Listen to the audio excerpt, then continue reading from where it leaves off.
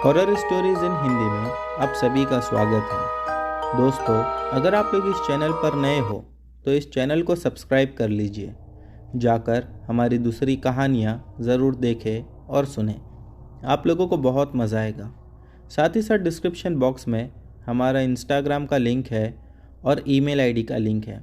दोस्तों, अगर आप लोग हमें अपनी कहानियाँ भेजना चाहते हैं तो उस लिंक पर क्लिक करके हमें अपनी कहानियाँ भेज सकते हो, या फिर डिस्क्रिप्शन बॉक्स में हमारा व्हाट्सएप का भी नंबर है। आप लोग हमें अपनी कहानियाँ व्हाट्सएप पर भी भेज सकते हो। चलिए अब बढ़ते हैं हमारी कहानियों की ओर। हमारी आज की ये कहानी राजेश की है। चलिए इनकी कहानी शुरू करते हैं।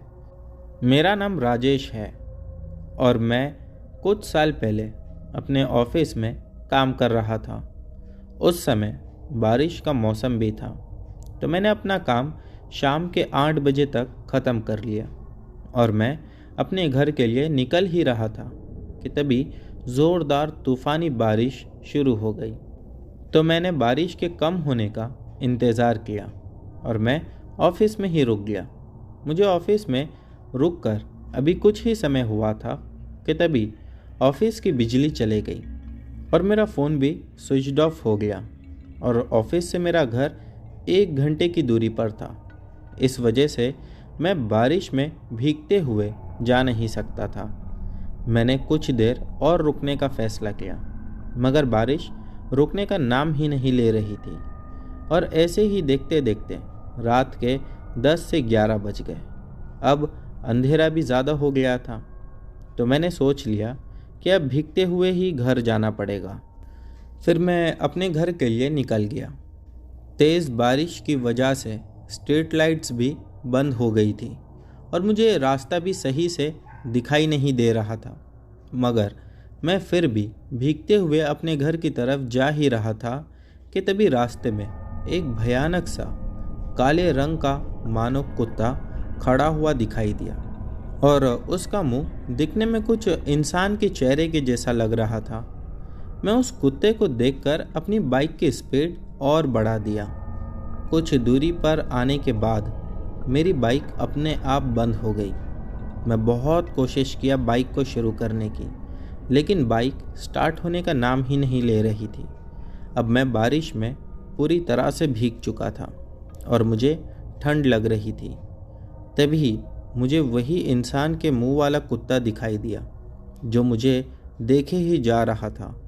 उस कुत्ते को देखकर मुझे डर लगने लगा था और मैं डरते हुए एक साइड में आकर बैठ गया। फिर मन में यही सोच रहा था कि आज घर पहुंच पाऊंगा या नहीं, कि तभी मुझे ऐसा लगा कि किसी ने मेरे सर पे हाथ रखा।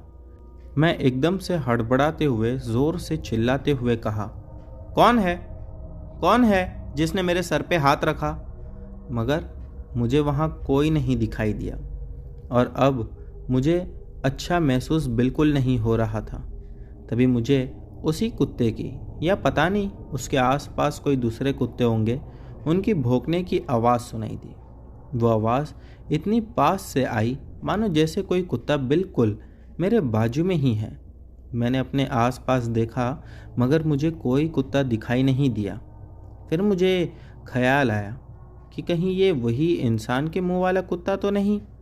मैंने इतना सोचा ही था कि अचानक मेरे सामने वो कुत्ता आ गया और इस बार वो इंसान के मुंह वाला कुत्ता मानो एकदम से अपना रूप बदल चुका था।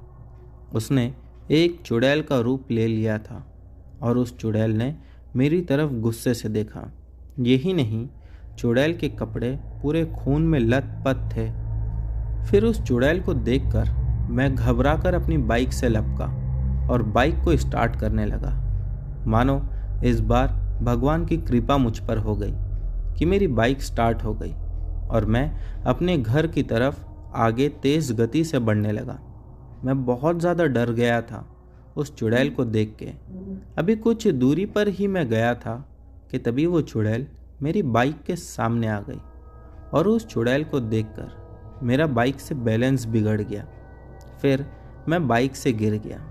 मैं जैसे तैसे दोबारा खड़े हुआ कि तभी वो चुड़ैल ने अपना आधा शरीर कुत्ते के रूप में बदल दिया और मुझ पर हमला कर दिया। मेरे पैर पे अपने तेज़दार दांतों से काट लिया। उस चुड़ैल के काटते ही मैं वहाँ पर गिरकर बेहोश हो गया और जब मुझे होश आया तब मैंने खुद को हॉस्पिटल में पाया। फिर जब मेरी नज़रें मेरे पैरों पर पड़ी तो मैंने देखा कि मेरे पैरों पर बैंडेज लगी हुई थी, यानी कि पट्टी बंधी हुई थी। फिर मैंने उस हॉस्पिटल में पूछा तो पूछने पर मुझे पता चला कि 2 आदमी मुझे इस हॉस्पिटल में लाकर एडमिट करा दिए थे और वो दोनों का भी कोई अता पता नहीं था। हो सकता है वहाँ से गुजरने वाले कोई यात्री होंगे। लेकिन उसके बाद मैं काफ़ी ज़्यादा परेशान रहा कि जो मैंने देखा वो क्या था। मैं भी ये सोच ही रहा था कि एक आदमी मेरे ही बाजू में लेटा हुआ था और फिर मैंने उससे बात शुरू की। उसके बाद मैंने उसको अपने साथ घटी हुई सारी घटना बताई। उसने कहा कि उस रास्ते पर एक चुड़ैल रहती है। मैंने उससे कहा कि चुड़ैल? वो कहने लगा कि हाँ, लोग ऐसा कहते हैं कि वहाँ पर एक चुड़ैल रहती है और उसका आधा शरीर कुत्ते का है। मैंने कहा ये कैसे हुआ? वो उसके बाद कहने लगा कि पता नहीं वो चुड़ैल है, भूत है या क्या है, लेकिन वो जब चाहे तब किसी के भी शरीर को अपने वश में कर लेती है। यही नहीं, वो किसी का भी रूप धारण कर लेती है। उसके बाद उसने मुझे एक और घटना सुनाई। कहने लगा उसी रास्ते के पास में एक छोटा सा गांव पड़ता है जिसमें मुश्किल से 20-25 घर होंगे। एक बार की बात है कि उसी गांव में किसी की मौत हो गई थी। तो जब मौत हुई बहुत सारे लोग वहां जमा हुए और जैसा कि किसी की भी मौत पर जब लोग जमा होते हैं तो लोगों का रोना धोना चलता ही है और उन्हीं में वो चुड़ैल भी आ गई थी। लेकिन कोई भी पहले उसको पहचान नहीं पाया। जब उस डेड बॉडी को शमशान घाट की ओर ले जाने लगे तभी रात के कुछ 9 बज चुके थे। वो चुड़ैल भी उन्हीं के पीछे पीछे जा रही थी। लोग ये देखकर परेशान थे कि एक औरत शमशान घाट की तरफ क्यों जा रही है और इतने में वो कहीं गायब हो गई। दरअसल वो गायब नहीं हुई थी, उसने तुरंत अपना रूप बदलकर एक आदमी का रूप ले लिया था और शमशान की ओर निकल पड़ी थी सभी लोगों के साथ। फिर शमशान घाट पहुंचने के बाद सभी लोगों ने अंतिम संस्कार किया और जब वहां से लौटने लगे तो बस एक आदमी ऐसा था जो वहीं पर खड़ा हुआ था। बाकी लोगों ने उससे कहा कि चलो अभी निकलने का है हमें, लेकिन उसने कोई जवाब नहीं दिया। जब दोबारा उससे कहा गया तो वो पीछे पलटा। उसका शरीर मानो किसी भेड़िए के जैसा लग रहा था। आंखें अजीब सी डरावनी और शक्ल पर भी अजीब सी मनहूसियत दिख रही थी। उसने एक भड़कती हुई आवाज़ में कहा, यहाँ से मैं कहीं नहीं जाऊंगी। ये सुनना था कि लोग डर गए और लोगों को ये लगने लगा कि ये एक आदमी है लेकिन औरत जैसा क्यों बोल रहा है। फिर वहाँ पर जो बचे कुचे लोग थे उन लोगों ने देखा वो अपना रूप बदलने लगी और देखते ही देखते वो एक भयानक बदसूरत चुड़ैल का रूप धारण कर ली थी। उसके बाद लोग ये देखकर वहाँ से डर के भागने लगे, लेकिन उनमें से एक आदमी ने वहाँ पर यानी कि उसी शमशान घाट से थोड़ी सी दूरी पर रुक कर देखा कि वो औरत जहाँ चीता जल रही थी उसी के बाजू में पता नहीं ज़मीन में क्यों खड्डा खोद रही थी। उसके नाखून इतने बड़े और इतने धारदार थे कि एक एक बार में मानो वो ऐसा खड्डा खोद रही थी जैसे कि कोई आदमी खड्डा खोदने वाले सामान के साथ ज़मीन में खड्डा खोदता है। समझ नहीं आ रहा था कि वो करना क्या चाह रही है। इसके बाद में जो आदमी ये सब दूर खड़ा होकर देख रहा था, पता नहीं उस चुड़ैल को कैसे पता चल गया। वो एकदम से खड़ी हुई और उस आदमी की ओर देखकर चिल्ला चिल्ला कर उससे कहने लगी, चला जा यहाँ से। बस उसका इतना कहना था कि वो आदमी तुरंत उस जगह को छोड़कर भाग गया और उसके बाद क्या हुआ ये किसी को नहीं पता। तब से लोग जो उस रास्ते के आसपास भी रहते हैं वो जल्दी ही शाम में अपने अपने घरों पर चले जाते हैं। दोस्तों, इसी के साथ राजेश जी ये भी बताते हैं कि जब उनके साथ ये घटना हुई तब कुछ 2008 का साल था। आज भी वो उस जगह से जब गुजरते हैं तो डर के मारे कांप जाते हैं। लेकिन आज डेवलपमेंट होने की वजह से वैसा वो गांव नहीं रहा। अब वहाँ पर बिल्डिंग्स बन चुकी है। कहते हैं कि वो गांव तो नहीं था, लेकिन गांव जैसा ही कुछ लोग एक जगह पर मिलकर रहते थे। और इसी के साथ वो ये भी बताते हैं कि आज भी उस जगह पर कुछ लोग ऐसे हैं जो उस चुड़ैल के बारे में जानते हैं। और अब कई सालों से उस चुड़ैल को ना ही तो वहाँ देखा गया है और ना ही किसी ने उसके होने का महसूस किया है। तो दोस्तों, ये थी राजेश जी की कहानी। बढ़ते हैं हमारी अगली कहानी की ओर। दोस्तों, हमारी जो अगली कहानी है वो शिवम की है। चलिए इनकी कहानी शुरू करते हैं। मेरा नाम शिवम है। दोस्तों, आज जो घटना मैं आप लोगों को बताने जा रहा हूँ, ये घटना मेरे साथ कई साल पहले घटी थी। ये घटना मेरे साथ जब घटी थी उस समय तो मुझे ये भी नहीं समझ में आया था कि क्या जो मेरे साथ हो रहा है वो सच है या फिर ये किसी बुरे सपने की तरह है। चलिए अब मैं आप लोगों को घटना सुनाता हूँ। बात है 2003 दिसंबर 30 की रात थी। ठंडियों का महीना चल रहा था। मैं देर रात अपना सारा काम ख़त्म करके ऑफिस से अपने घर के लिए जा रहा था और मैं काफ़ी ज़्यादा खुश भी था क्योंकि अब अगले 2 दिन तक मेरी छुट्टी थी। 31 दिसंबर का भी सारा काम ख़त्म करके मैं एकदम ज़्यादा रिलैक्स था कि अभी 2 दिन की छुट्टी है, आराम से एंजॉय करूँगा, किसी काम का कोई टेंशन नहीं। मुझे रात के लगभग 11 बज चुके थे। जल्दी जल्दी घर पर जा रहा था कि खाना खाकर सो जाऊँगा। जब मैं घर के लिए जा रहा था तभी मुझे रास्ते में कुछ ऐसा दिखाई दिया जो शायद मैंने पहले कभी नहीं देखा। उसे देखने के बाद मुझे कहीं एक बार को ऐसा लगा कि ये कोई भूत प्रेत तो नहीं, लेकिन इस पर ज़्यादा ध्यान नहीं देते हुए मैं अपने घर की तरफ बढ़ता चला गया। मुझे हर समय ये लग रहा था कि कोई मेरा पीछा कर रहा है, पर ऐसा नहीं था। मैं अपने घर की तरफ बढ़ता चला गया और घर पहुंच गया। मैं अपने घर पर जब पहुंचा तभी भी ऐसा लगा कि मेरे घर के बाहर तक कोई मुझे छोड़ने आया और वो अब भी घर के बाहर खड़ा हुआ है। उसके बाद से 2 दिन तक 31 दिसंबर और 1 जनवरी तक मुझे हर समय यही लगता था कि कोई मेरे साथ में है, लेकिन शायद मैं खुद को बार बार ये कहता था कि ये मेरा वहम है, ऐसा कुछ नहीं है, और यही बोल बोलकर टाल देता था। 2 जनवरी की सुबह में जब मैं ऑफिस पहुंचा तब मुझे एक बहुत बड़ी डील के लिए कहीं जाना था। मैं उस जगह का नाम नहीं लेना चाहता। जब मैं उस जगह का नाम सुना तो मैं अपने ऑफिस वालों से कहने लगा कि ये जगह पर कोई डील मिलेगी भी, क्योंकि उस जगह का नाम मैंने पहले कभी नहीं सुना था। और उसके बाद में जब मैंने ऑफिस वालों से पूछा तो उन लोगों ने कहा कि गांव जैसा इलाका है, लेकिन तुम्हें जाना ही होगा। मैंने भी इस पर कुछ नहीं कहा। उस स्टेशन से उतरकर लगभग 13 किलोमीटर दूर मुझे जाना था। जब मैं उस स्टेशन पर उतरा तो एक अजीब बात ये थी कि उस स्टेशन पर मेरे साथ कोई नहीं उतरा। जब मैं उस स्टेशन पर उतरा तो कुछ दोपहर के 3 बज रहे थे और मैं जब अपने घर के पास से उस ट्रेन को पकड़ा था तभी वो रात में 8 बजे की थी।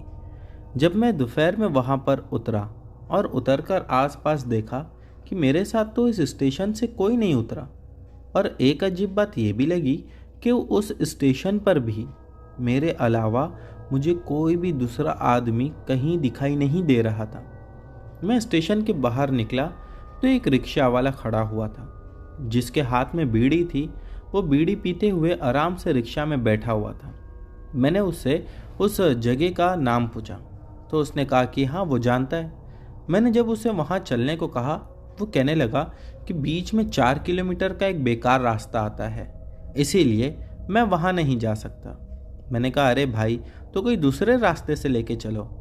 वो कहने लगा कि दूसरा रास्ता तो है लेकिन वो काफ़ी लंबा है, यहाँ से वहाँ तक पहुँचने में 30 किलोमीटर लग जाएंगे। मैंने कहा हाँ तो वहाँ से लेके चलो, जिस पर वो मुझसे कहने लगा उसके पैसे ज़्यादा लगेंगे। मैंने कहा कोई बात नहीं भाई, आप लेके तो चलो। उसके बाद मैं उसके रिक्शा में बैठ गया। लगभग 10-15 किलोमीटर पार कर लेने के बाद मुझे एक छोटी सी दुकान दिखाई दी तो मैंने उनसे कहा कि भाई यहाँ पे रिक्शा रोको, मुझे पानी लेना है। मैंने वहाँ रिक्शा रुकाई और पानी लेने लगा। पानी जब मैं वहाँ पर ले रहा था तो दुकानदार से ऐसी बातें होने लगी जिसमें मैंने उससे उस जगह के बारे में बताया और उससे पूछने लगा कि एक शॉर्टकट रास्ता था, लेकिन ये रिक्शा वाला तो मुझे घुमा के लेके जा रहा है, कहीं ये मुझे बेवकूफ़ तो नहीं बना रहा। जिस पर उस दुकानदार ने कहा, साहब वो जो 4 किलोमीटर का बीच का रास्ता है वहाँ से कोई आता जाता नहीं है। रात में तो क्या, दिन में भी लोग वहाँ से आने जाने को बिल्कुल अवॉइड करते हैं। मैंने उससे पूछा, ऐसा क्यों, रास्ता इतना ज़्यादा ख़राब है? वो कहने लगा, ख़राब तो छोड़ो साहब, जो भी वहाँ से आता जाता है किसी न किसी दिक्कत में फंस ही जाता है, कईयों की तो मौत तक हो गई है। उसका इतना कहना था कि जो पानी की बोतल मैंने मुंह को लगाया हुआ था और पानी पी रहा था, मानो वो पानी का घूंट मेरे मुंह में ही फंस कर रह गया। वो अब मेरे गले से नीचे ही नहीं उतर रहा था। मुझे एक अजीब सा डर लगने लगा। मैंने कहा, वहाँ चोर डाकू गुंडे हैं? वो कहने लगा, नहीं ऐसा तो कुछ नहीं है, लेकिन वहाँ पर वो शक्तियाँ हैं जिनको ना तो हम देख सकते हैं और ना ही उनका कुछ बिगाड़ सकते हैं। दोस्तों, एक बात अभी भी मैं आप लोगों को बता दूं, इस बार भी मुझे यही लग रहा था कि मेरे साथ में कोई है, लेकिन मैं उसे देख नहीं पा रहा, मैं उसे महसूस तो कर पा रहा था। मैंने इस पर उससे कुछ नहीं कहा, रिक्शा में जाकर चुपचाप बैठ गया। जिस आदमी के घर पर मुझे जाना था, रिक्शा वाले ने ठीक उसी आदमी के घर पर मुझे ले जाकर छोड़ दिया। मैंने उसे पैसे वगैरह दे दिए। फिर जब मैं उस आदमी के घर पर पहुंचा तो वहाँ तो वैसे भी कोई होटल वगैरह नहीं थी जहाँ पर मैं रुक सकूं। उन लोगों ने कहा कि आप आए हो, अभी कुछ देर आराम कर लो, हम बात शाम में करेंगे, कल यहाँ से आप चले जाना। मैंने भी कहा ठीक है। मैं आराम करने के लिए जिस कमरे में गया, उन लोगों ने मुझे कमरा दिया था। वो कमरा काफ़ी ज़्यादा डरावना लग रहा था, मानो ऐसा लग रहा था कि वो कमरा सालों से बंद है और वो कमरा सिर्फ आज मेरे लिए ही खुला हो। मैं फिर भी कुछ नहीं कहा और चुपचाप जाकर कमरे में जो बेड रखा हुआ था उस पर लेट गया। मैं जैसे ही लेटा तो मुझे ऐसा महसूस हुआ कि किसी ने मेरे हाथ पर अपना हाथ रख दिया है। मैंने एक झटके से अपना हाथ पीछे खींचा और देखने लगा, लेकिन मुझे तो वैसे ही कोई दिखने वाला नहीं था। मैं समझ गया कि हो सकता है ये अब भी मेरा वहम है, लेकिन अपने मन को मैं कब तक यही बात समझा था या फिर अपने मन को बेवकूफ़ बनाता रहता। कुछ समय के बाद मैं जब वहाँ से उठा, लगभग 1 या 2 घंटे के बाद, और उठकर बाहर आया, तब गांव में भीड़ जमा हुई थी। पता नहीं, लोग बहुत ज़्यादा किसी टॉपिक के ऊपर गंभीरता से बात कर रहे थे। मैं नज़दीक जाकर सुनने की कोशिश करने लगा, लेकिन समझ नहीं आया। बट हाँ, एक बात तो पक्की थी, वो लोग जो भी बात कर रहे थे वो उसी 4 किलोमीटर वाले कच्चे रास्ते या ख़राब रास्ते के बारे में बात कर रहे थे। उस समय मैंने किसी से कुछ नहीं कहा, लेकिन जब हम शाम में सभी लोग आपस में बैठे मीटिंग करने के लिए, तभी बात शुरू करने से पहले मैंने उस 4 किलोमीटर वाले रास्ते के बारे में पूछा, जिस पर उनमें से एक आदमी ने कहा कि अरे उस रास्ते से तुमको क्या लेना देना, कल तो तुम वैसे ही चले जाओगे, वो समस्या हम गांव वालों की है, वो हम ही लोग सुलझा देंगे। मैंने कहा, अरे नहीं, बताओ तो सही। वो लोग मुझे बता नहीं रहे थे। उनमें से एक आदमी बैठा हुआ था, वो बहुत ही ज़्यादा ज्ञानी आदमी था। वो मुझे देखकर पता नहीं कैसे समझ गया और मुझसे पूछने लगा कि तुम पिछले 2-3 दिन से बहुत परेशान हो। मैंने कहा, परेशान तो नहीं हो। वो कहने लगा, तुम्हें ऐसा लगता है ना कि कोई तुम्हारे पास में है या तुम्हारे कोई साथ साथ घूम रहा है। उसका इतना कहना था कि मेरी आंखें बड़ी होने लगी और मैंने बिना एक भी मिनट की देरी किए तुरंत कहा कि हाँ, आपने बिल्कुल सही कहा, आपको कैसे पता? वो कहने लगा कि बस मैं देखकर आदमी को समझ जाता हूँ। मैं तुरंत अपनी कुर्सी से उठा और उसके पास में जाकर बैठ गया। फिर मैंने उनसे कहा कि आप कोई इसका समाधान बता सकते हो कि मेरे साथ ऐसा क्यों हो रहा है? मैं तो पिछले 2-4 दिनों से अपने मन को यही समझा रहा हूँ कि ये बस मेरा वहम है। वो मुझे देखा, मुस्कुराया और कहने लगा, ये तुम्हारा वहम नहीं है, ये हकीकत है। मैंने कहा, तो ये क्या चीज़ है? वो फिर मुझसे कहने लगे कि ये एक आत्मा है जो तुम्हारे साथ जुड़ चुकी है। इतना सुनना था कि मानो मेरे तो शरीर का खून जम गया। मैं कहने लगा, आत्मा, और वो भी मेरे साथ जुड़ गई, लेकिन मैंने उसका क्या बिगाड़ा है? वो कहने लगे, वो तो उससे ही पूछना पड़ेगा। दोस्तों, जिस मीटिंग के लिए या जिस डील के लिए मैं गया था, वो सारी बातें तो अब मानो एकदम से वहाँ से ख़त्म हो चुकी थी। मैं उनसे कहने लगा हाथ जोड़कर कि कैसे भी इससे मेरा पीछा छुड़ा दो। उन्होंने तुरंत ही घर में मुझे बुलाया और घर ले जाकर कुछ पूजा वगैरह का सामान इकट्ठा किया और उसके बाद एक बड़ा सा नारियल लेके मेरे सामने ज़मीन पर ज़ोर से मारा, जिसके बाद जब नारियल फूटा तो अंदर से काला पानी और जो खोपरा था, यानी कि नारियल के अंदर का सारा भाग एकदम काला दिखा। मैंने उनसे कहा, ये क्या है? जिस पर उन्होंने कहा कि ये इस बात की गारंटी है कि तुम्हारे पीछे आत्मा है। नारियल वैसे सफ़ेद रंग का अंदर से होता है, लेकिन ये इतना ज़्यादा काला पानी और ये काला नारियल का होना, इसका मतलब ये है कि कोई अशांत आत्मा तुम्हारे साथ जुड़ चुकी है। मैंने कहा, हाँ ठीक है, वो जो कुछ भी है, लेकिन आप मेरा कैसे भी इससे पीछा छुड़ा दो। जिस पर वो मुझसे कहने लगे कि सब्र करो, सब होगा। उसके बाद मैं उन्हीं के घर पर बैठा रहा।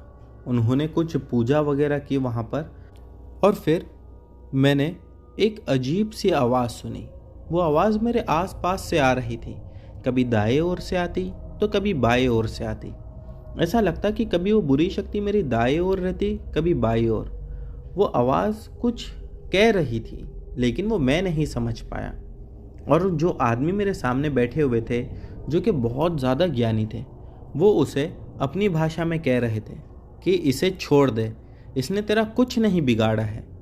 वो आत्मा लगभग 5 या 10 मिनट शायद उनसे कुछ बात करी होगी, और उसके बाद वो वहाँ से उठे, मेरे सर पर हाथ रखा, कहने लगे अब सब कुछ बिल्कुल ठीक हो गया है। मैंने कहा, लेकिन वो आत्मा मेरे पीछे पड़ी क्यों थी?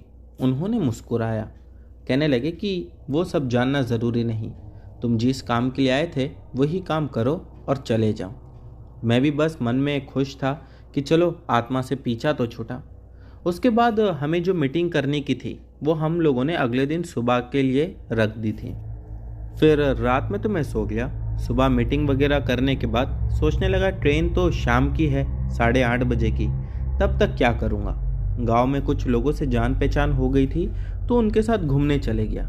किसी ने नदी घुमाया, किसी ने जंगल घुमाया। ऐसे ही घूमते घूमते समय बहुत ज़्यादा निकल गया और मुझे पता ही नहीं चला कि कब शाम के 7 बज गए। जब 7 बजे तो मैं जल्दी जल्दी करने लगा कि पैकिंग करके मुझे जाना है।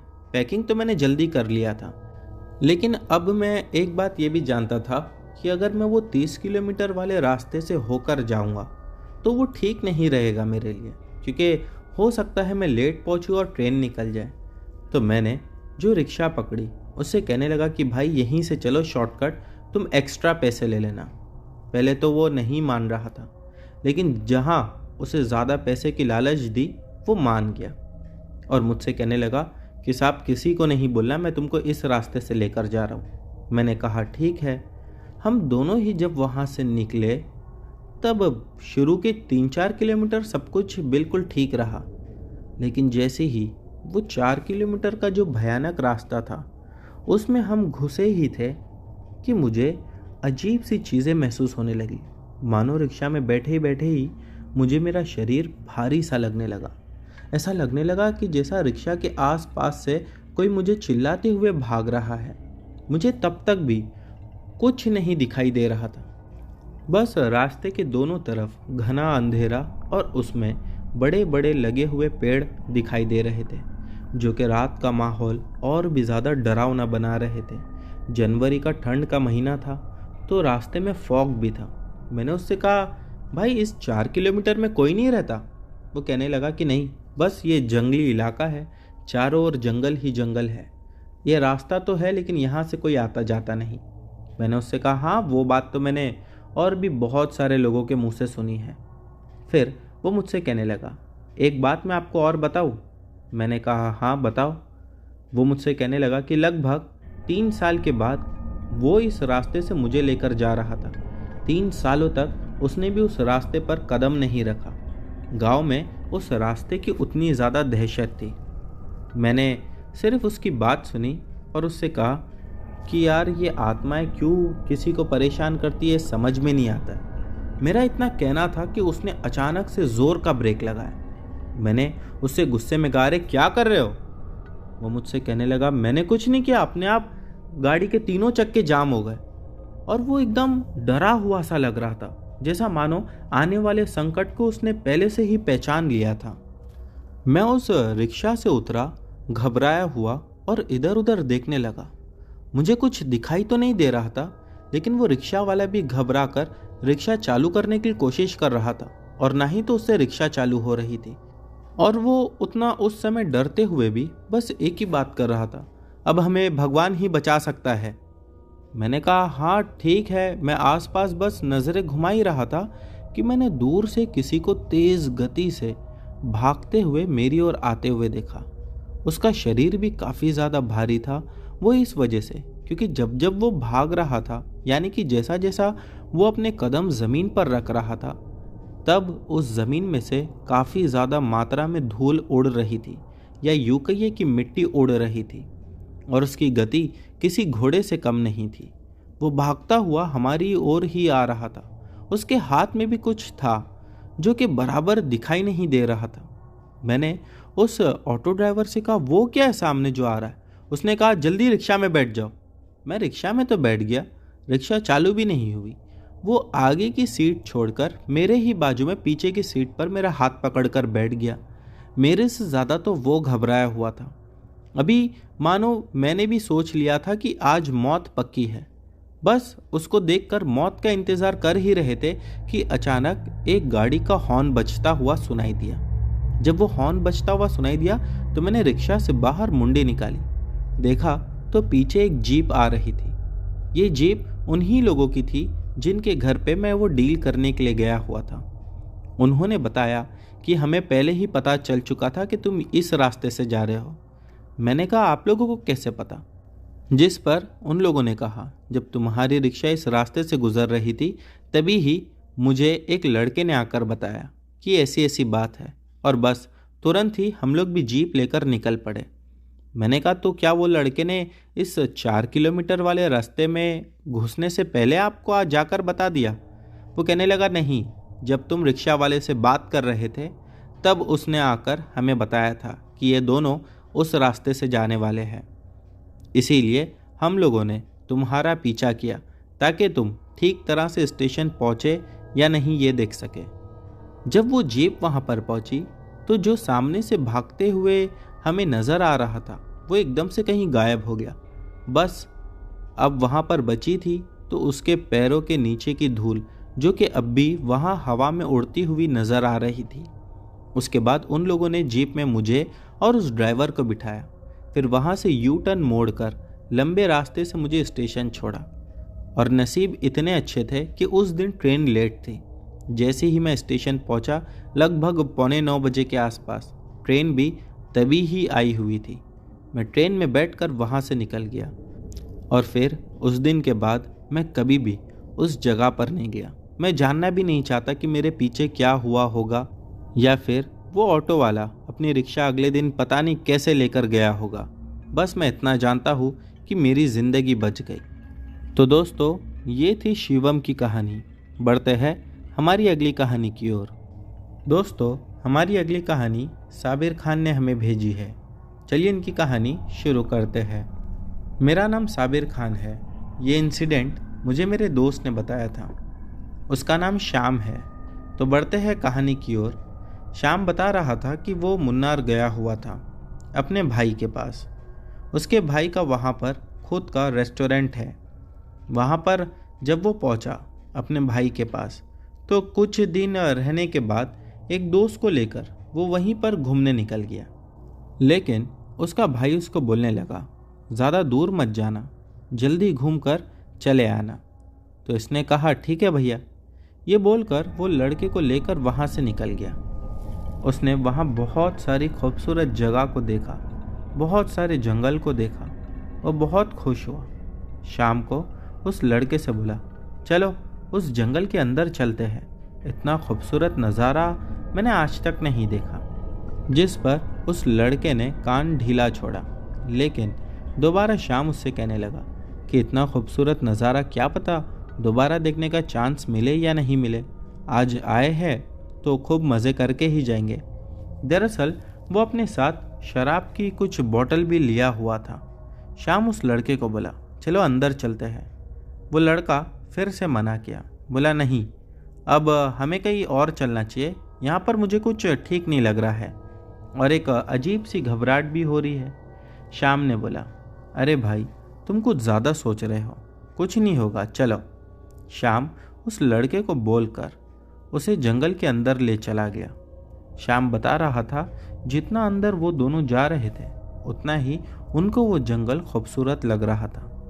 ऐसे ही चलते चलते वो दोनों उस जंगल के काफ़ी अंदर चले गए थे, लगभग 5-7 किलोमीटर जितना तक अंदर थे। वैसे तो वो लोग 4 बजे इवनिंग में निकले थे घूमने के लिए, तो शाम हो गई थी।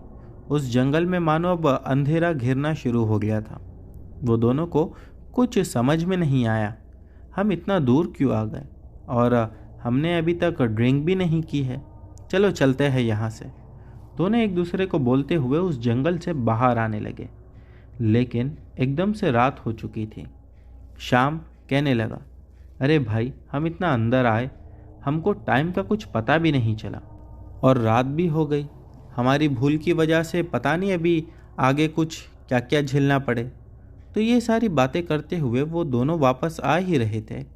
अचानक से उन दोनों को एक आवाज़ सुनाई दी। शाम बताता है कि वो आवाज़ ऐसी थी जैसे कि कोई पेड़ की डाली को तोड़ मोड़ रहा था। ये दोनों एकदम से डर गए, जल्दी जल्दी भागने लगे उस जंगल से। लेकिन हैरानी की बात तो ये थी, उनको रास्ता अब नहीं मिल रहा था बाहर जाने के लिए। वो जिधर जा रहे थे घूमकर फिर से वहीं आ जाते थे। दोनों अपने फ़ोन की लाइट के सहारे इधर से उधर भटक रहे थे। ऐसा करते करते कब रात के 8 साढ़े 8 बज गए उन्हें पता नहीं चला। शाम को एक आइडिया मिला, उसने सोचा कि मैं भैया को कॉल करता हूँ, लेकिन उन दोनों के फ़ोन में नेटवर्क ही नहीं था। इतने में शाम के साथ जो लड़का था उसने कहा, भाई मुझे ऐसा लग रहा है जैसे हमारे कोई पीछे है या फिर हमारा कोई पीछा कर रहा है। उसका इतना कहना था, जंगल से अजीब अजीब आवाज़ें आना शुरू हो गई। लेकिन ये करते भी तो क्या करते, जहाँ भी जाते हैं फिर उसी जगह पर आकर खड़े हो जाते हैं। उसके दोस्त ने कहा, रास्ता तो हम भटक गए हैं, अब करें तो क्या करें। लेकिन एक बात समझ नहीं आ रही, हम इतना चलने के बाद घूम घूम कर इसी जगह पर कैसे आ रहे हैं। इतने में एक लोमड़ी की आवाज़ आई और उसकी आवाज़ इतनी ज़्यादा डरावनी लग रही थी कि वो दोनों वहाँ खड़े खड़े कांपने लगे। फिर कहने लगे, हम इस जंगल से नहीं निकले तो इस जंगल के जानवर हमें कच्चा चबा जाएंगे। वो दोनों भगवान का नाम लेने लगे और वहाँ से तेज़ रफ्तार से भागने लगे। इतने में पता नहीं कैसे शाम गिर गया। ठोकर लगने की वजह से उसे ऐसा लगने लगा कि किसी ने पैर पर ज़ोर से मार कर गिरा दिया हो। जब वो उठने की कोशिश करने लगा तब उसकी नज़र दाहिने ओर गई। जैसे वो अपने सर को घुमा के उधर देखा तो मानो उसकी चीख निकल गई, क्योंकि उसने वहाँ पर बिना सर के जानवर को देखा। अब उसका दोस्त भी देखा। ये दोनों वहाँ से फिर से भागने लगे तो अचानक से उसके दोस्त को याद आया उसके गले में लॉकेट है और वो लॉकेट एक दरगाह का था, इसीलिए वो दोनों बचे हुए हैं। फिर वो लड़के ने अपने गले से वो लॉकेट निकाला और बोला, शाम इस लॉकेट को तुम भी टच करके रखो अपने हाथ से। ये जो कोई भी है हमें दूर से परेशान कर सकता है, लेकिन हमें मार नहीं पाएगा क्योंकि ये बहुत पावरफुल लॉकेट है। इतने में शाम के फ़ोन का नेटवर्क आ गया। उसके भाई को उसने कॉल किया और उससे सारी बातें की और अपने भाई से कहने लगा कि ये बहुत डरावनी जगह है भाई, तू जल्दी कुछ कर। शाम ने उसके भाई को सब कुछ तो बता दिया था और उसने ये सुनकर 2 आदमी को अपने साथ लेकर उस जंगल की तरफ आने लगा और ज़ोर ज़ोर से अपने भाई को पुकारने लगा। फिर आखिरकार उसका भाई उसको मिल गया और वो सभी लोग अपने घर के लिए फिर वहाँ से निकल पड़े। श्याम का भाई श्याम पर बहुत गुस्सा किया और उससे कहने लगा, मैंने मना किया था ना, ज़्यादा दूर नहीं जाना, तुम लोग उस जंगल के अंदर चले गए। श्याम का भाई बताया, वो जंगल भूतिया है, तुम लोगों की किस्मत अच्छी है कि तुम लोग वहाँ से जिंदा लौट कर आ गए और मुझे मिल गए, वरना इस जंगल में जो भी जाता है मानो वो मौत के घाट उतर ही जाता है। तो दोस्तों, ये थी साबिर खान के दोस्त की कहानी। बढ़ते हैं हमारी अगली कहानी की ओर। दोस्तों, हमारी अगली कहानी समर सिंह राजपूत ने भेजी है। चलिए इनकी कहानी शुरू करते हैं। मैं आपको बिल्कुल सच्ची घटना सुनाने जा रहा हूँ। ये झूठ नहीं है और जिसको भी ये बात झूठ लगती है वो लोग मेरे शहर आकर मेरे पूरे मोहल्ले से पूछ सकते हैं। मैं यूपी बहराइच सिटी का रहने वाला हूँ। आज मेरी उम्र 27 साल है और ये बात 2005 की है। मेरा घर बहुत पुराना है, लगभग 50 साल या फिर उससे भी ज़्यादा। बात तब की है जब हम छोटे थे। मेरे घर के बगल में एक माताजी नाम की एक बूढ़ी औरत रहा करती थी। उनके हस्बैंड और उनकी लड़की और उनका एक लड़का था जो थोड़ा मानसिक रूप से बीमार था। हम लोग जब छोटे थे तो पतंग उड़ाने का बहुत शौक था और हमारे मोहल्ले में सबकी छत जुड़ी हुई है। एक ही दीवार बस फांदना पड़ता है, यानी कि एक दीवार फांद कर हम दूसरे की छत पर बिल्कुल आसानी से जा सकते हैं। और सभी लोगों के घर आसपास होने से काफ़ी छत पर जब जाते हैं तो मज़ा आती थी। हुआ कुछ ऐसा कि एक पतंग कट के माताजी के घर में गिरी। मैं अपने घर से चिल्ला चिल्ला के माताजी बोलने लगा कि मेरी पतंग आ गई है, वो मुझे दे दीजिए। काफ़ी चिल्लाने के बाद माताजी आई और पतंग उठा के दी और बोली मुझसे कि मैं अब बूढ़ी हो चुकी हूँ, मुझसे ये सब काम नहीं होता। और उनकी ये बात सुनकर मैं उनसे पतंग लिया और अपनी छत से नीचे आया और अपने मम्मी डैडी से बताने लगा कि आज माताजी ने पतंग उठा के दी, इतना चिल्लाया तब जाकर सुनी है। फिर मेरे घर वालों ने कहा, तुम पागल हो गए क्या, वो कैसे आ सकती है, उनको मरे हुए तो 1 साल हो गया है। यकीन मानो, मैं छोटा था लेकिन ये बात सुनने के बाद मेरे पैरों तले ज़मीन खिसक गई।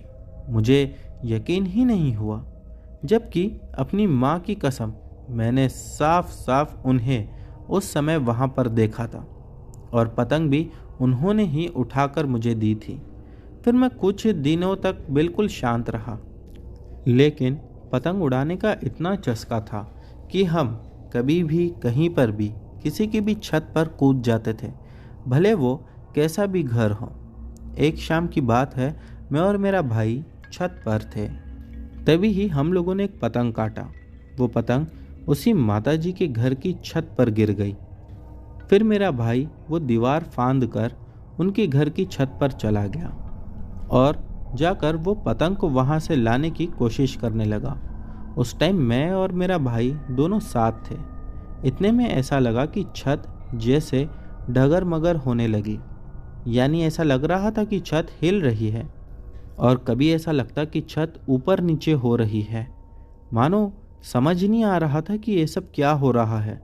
हम दोनों ही भाई पतंग छोड़ के वहाँ से भागे और घर में आके बताने लगे। हम लोगों को बहुत डांट पड़ी। उसके बाद जैसे उनके घर में मौत का सिलसिला ही स्टार्ट हो गया। पहले उनके हस्बैंड ऊपर छत पर पानी डालते हुए उनका पैर फिसल गया, जिसकी वजह से गिर के उनकी मौत हो गई। उसके बाद उनके लड़के को, जो कि पागल था, वो पता नहीं किस वजह से फांसी लगाकर मर गया। और फिर उनकी लड़की, जिसकी शादी हो चुकी थी, वो एक दिन कहीं जा रही थी स्कूटी से और बहुत ही ज़्यादा दर्दनाक एक्सीडेंट में उसकी मौत हो गई। यही नहीं, उसके बाद उनके दामाद के साथ तो बहुत अजीब सी घटना हुई।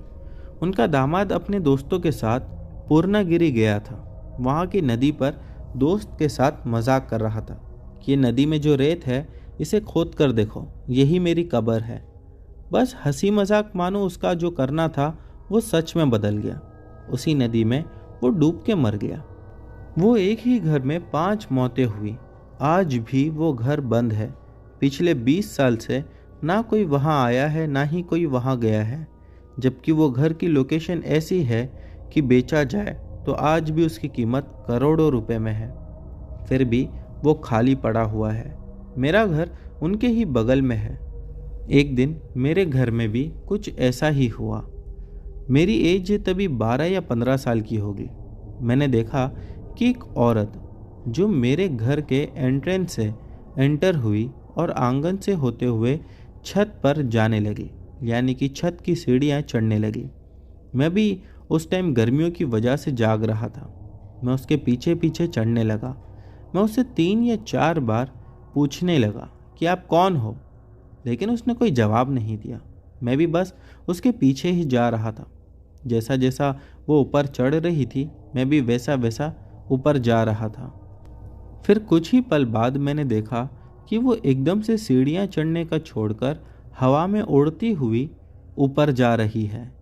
ये देखना था कि मैं वहीं बेहोश होकर गिर पड़ा और सीढ़ियों से गिरने की वजह से मेरा सर तक फट गया था। सर पर टाके लगे, जिसकी वजह से कई समय तक मुझे होश नहीं आया। मेरी मम्मी पापा मुझे लेकर गए सारी दुआ तावीज़ मंदिर सब जगह पर। उसके बाद में तब जाकर मुझे कहीं होश आया। फिर मैंने सबको बताया कि मेरे साथ उस दिन क्या हुआ था। उसके बाद सभी लोगों ने मुझे ही डांट लगाई। दोस्तों, अब मेरे मॉम डैड नहीं है इस दुनिया में और वो घर हमने बेच दिया, लेकिन वो माताजी का घर आज भी खाली पड़ा है। किसी मोहल्ले वाले की हिम्मत नहीं होती कि वहाँ चले जाए। इसी के साथ समर जी लिखते हैं कि जब ये घटना मैं आपको बता रहा हूँ तो अभी भी वो सारी बातें मानो मेरी आंखों के सामने से गुजर रही है, जो मैंने देखा और हमारे साथ वहाँ पर हुआ था। तो दोस्तों, ये थी समर जी की कहानी। बढ़ते हैं हमारी अगली कहानी की ओर। हमारी अगली कहानी गौरव ने भेजी है। चलिए इनकी कहानी शुरू करते हैं। मेरा नाम गौरव है। मैं रायबरेली उत्तर प्रदेश से हूँ। मैं आपको जो कहानी आज बताने जा रहा हूँ ये अपनी सच्ची आप बीती है। तो ये बात आज से लगभग 20 साल पहले की है। तब मेरी उम्र कुछ 7 साल की थी। हमारा जो पुराना घर था जिसमें हम सभी लोग रहा करते थे, पहले के समय में टॉयलेट वगैरह घर में नहीं हुआ करते थे। सब टॉयलेट का यूज़ करने के लिए खेतों में जाया करते थे। तो मेरे जो ताऊ जी के बेटे राहुल, जो कि मुझसे लगभग 10 साल बड़े हैं और उनकी एज उस समय कुछ 16-17 साल की रही होगी, हम दोनों एक साथ ही शाम को टॉयलेट के लिए खेत में जाया करते थे। क्योंकि वो मुझसे बड़े थे और मैं छोटा था, तो मैं उनकी उंगली पकड़कर चलता था। हमारे घर के पास बहुत बड़ा जंगल है और रास्ते भी काफ़ी ज़्यादा सुनसान थे। तो उस दिन भी मैं भैया के साथ टॉयलेट के लिए जा रहा था। वैसे तो हम टॉयलेट के लिए हमेशा 8 बजे ही निकलते थे, पर उस दिन भैया को आने में देर हो गई थी। रात के लगभग 10 या 10:30 बज चुके थे। हम इतनी रात में टॉयलेट के लिए निकले। हम दोनों रास्ते में जा ही रहे थे कि मेरे भैया को लगा कि हमारे पीछे पीछे कोई आ रहा है। तो उन्होंने पीछे मुड़कर देखा तो कोई लगभग 7 फीट का एक आदमी हमारे पीछे पीछे आ रहा था। क्योंकि उस दिन चांदनी रात थी तो थोड़ा थोड़ा दिखाई दे रहा था। भैया को लगा कि शायद वो हमारे गांव का ही कोई व्यक्ति होगा, और फिर अगले ही पल उनको ऐसा लगा कि हो सकता है ये रामबान है, क्योंकि उनका भी कद इतना ही लंबा था। मेरे भैया ने उनसे पूछा कि आप रामबान चाचा हो, आज लेट हो गए क्या आप भी जाने में? तो उस परछाई ने कोई जवाब नहीं दिया। भैया को लगा शायद किसी बात को लेके परेशान होंगे, इसीलिए वो जवाब नहीं दे रहे हैं। भैया और मैं चुपचाप चलते गए और वो परछाई लगातार हमारा पीछा ही कर रही थी। फिर जब हम खेतों में जाकर बैठे तो वो भी हमसे लगभग 50 फीट दूर बैठ गए।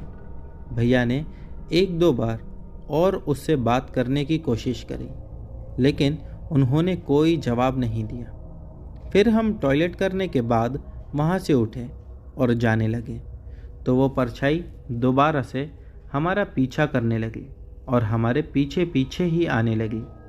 तब भैया को बहुत गुस्सा आया और भैया ने बिल्कुल गुस्से में बोला, रामबन चाचा, आपको दिक्कत क्या है? कुछ बोल भी नहीं रहे हो और चुपचाप पीछे पीछे आ रहे हो।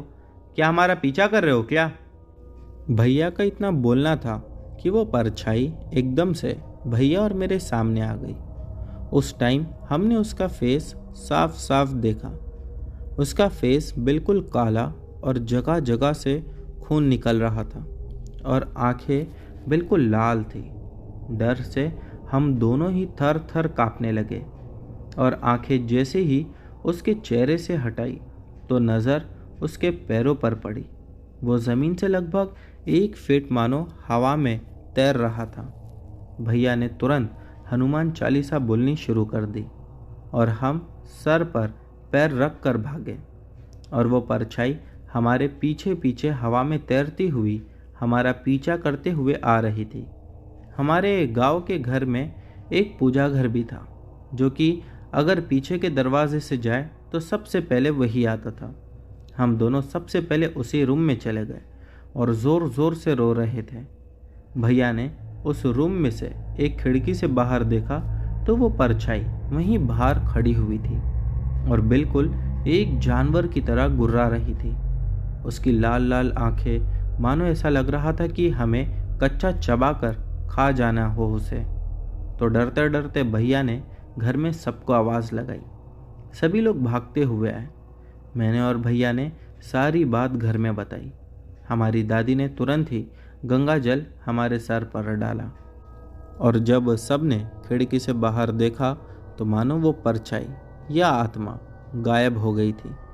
हमें उस दिन फिर घर में बहुत डांट पड़ी कि इतनी लेट नहीं जाया करते हैं। अगले दिन हमें लोगों से पता चला कि वो एक पिशाच था और लोगों ने अक्सर उसे ऐसे ही देखा है। इसीलिए गांव के लोग खेत में जाने का जो समय होता है वो बिल्कुल टाइम पर ही काम कर लेते हैं। उस दिन के बाद से हम भी जल्दी से खेत जाते थे और काम निपटा कर आ जाते थे। आज भी ये बात याद करता हूँ, उस पिशाच का चेहरा याद करता हूँ तो मुझे डरा देता है। तो दोस्तों, ये थी हमारी आज की सभी कहानियाँ। उम्मीद करता हूँ कि आप लोगों को पसंद आई होगी। दोस्तों, इनमें से जो भी कहानी आप लोगों को अच्छी लगी हो उसके बारे में नीचे कमेंट सेक्शन में लिखना मत भूलना। और हाँ, चैनल पर नए हो तो बिना सब्सक्राइब किए मत जाना। मिलते हैं हमारी अगली वीडियो में।